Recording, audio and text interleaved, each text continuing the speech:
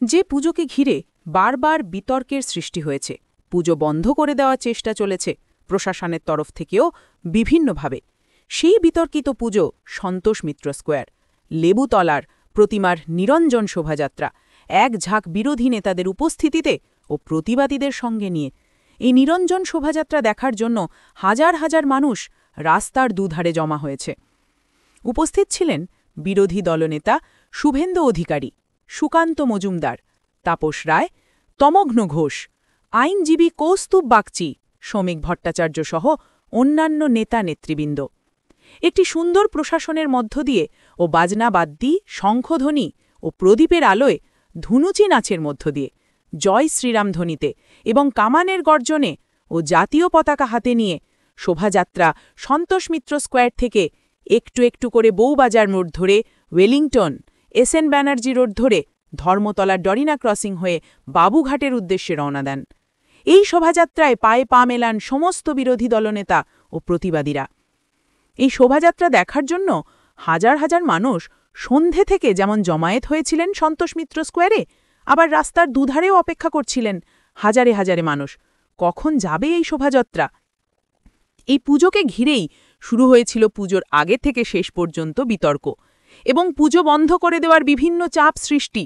কোনোভাবেই পুজো উদ্যোক্তা সজল ঘোষকে দমাতে পারেনি, সমস্ত পারমিশনের জোরেই তিনি পুজো শেষ করেছেন। আজও মাকে নিয়ে বিসর্জনের পথে চলেছেন। আজ সজল ঘোষ সহ সমস্ত বিরোধী দলনেতা ধিক্কার ও প্রতিবাদের ঝড় তুললেন।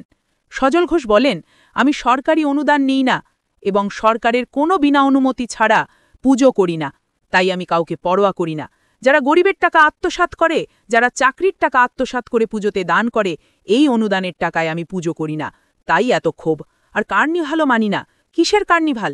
সমস্ত বিরোধী নেতাদের একই প্রশ্ন, কিসের এত উৎসব? যে বাঙালিদের কথা বলে, বাংলা ভাষার কথা বলে, সেই বাঙালিদের পথে বসিয়েছে, তাদের চাকরি খেয়েছে, তাদের আনন্দ মুছে দিয়েছে।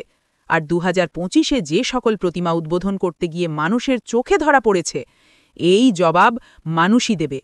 তাই 2026-এ মানুষ কিভাবে জবাব দেয় আর বাংলা থেকে মানুষ কিভাবে তৃণমূলকে বিদায় দেয়, জনগণ তৈরি হচ্ছে। আজ মাকে নিয়ে এত অশান্তি সৃষ্টি করেছেন, মাও ছেড়ে কথা বলবে না, সব কিছু দেখছেন, শুধু অপেক্ষা। এর সাথে সাথে প্রশাসনদের উদ্দেশ্যেও বলবো, আমার পুজোতে এত ঝাল কেন? আরও অনেক নেতাদের পুজো হয়, সেখানে গিয়ে ঝাল দেখান, তাতে জনগণ খুশি হবে। আর যত আপনারা বিতর্কের জায়গা তৈরি করছেন, মানুষের জনজোয়ার তত বেশি হয়েছে। যারা দেশের জন্য লড়াই করেছে, দেশকে রক্ষা করেছে, আমি তাদের স্মরণ করেছি, তাদের সম্মান জানিয়েছি। আর আপনি সেই সেনাদের বলেছেন নাকি আপনার ভয়ে তারা পালিয়ে গেছে। এর থেকে মিথ্যে বড় আর কি হতে পারে? তাই আপনি প্রশাসনের অফিসারদের দিয়ে পুজো বন্ধ করার চেষ্টা করেছিলেন।